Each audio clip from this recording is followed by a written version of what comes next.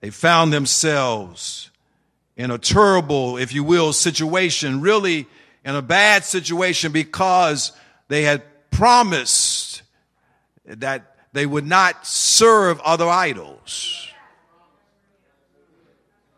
But because Egypt had not come out of Israel, it's sometimes easy to return back to that which you are familiar. Amen. And even though they had experienced the promises of God, they found themselves in sin. Moses begged God not to destroy his people. He smashed the 10 Commandments to show how Israel had broken God's law.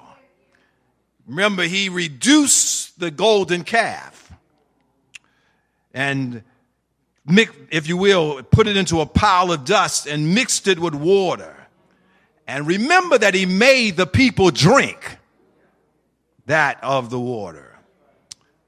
Moses then confronts Aaron, remember last week, who's to blame for his role in the rebellion.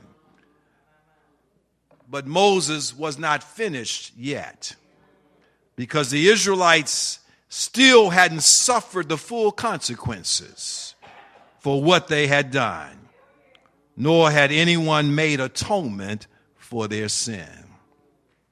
And the text says that they were unrestrained. Amen. Now, that's an important word for us to look at. They were unrestrained. They were having, if you will, a good time. Amen. Remember that the text before says that there was noise in the camp.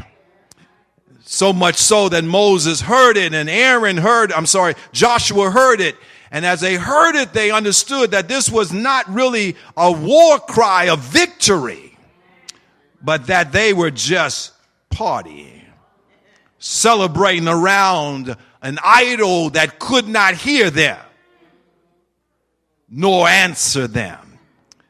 And they were unrestrained. Text says that means that they were running wild. Amen. Running wild.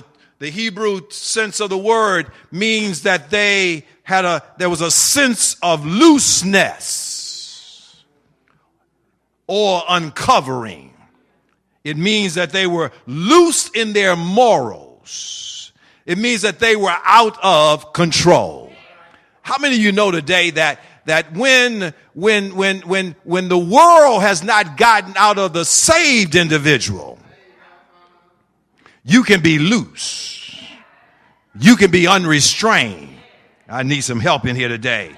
You can be out of control.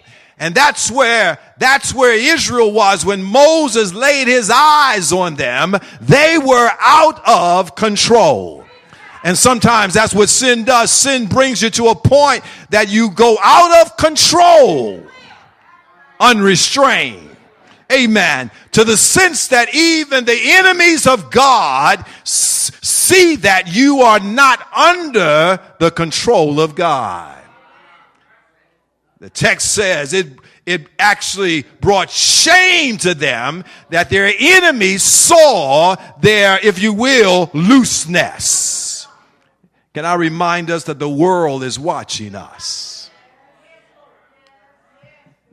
The world is watching us. People are watching us, basically to see how we operate, how we carry the name of Christ. The world is looking at us. Amen.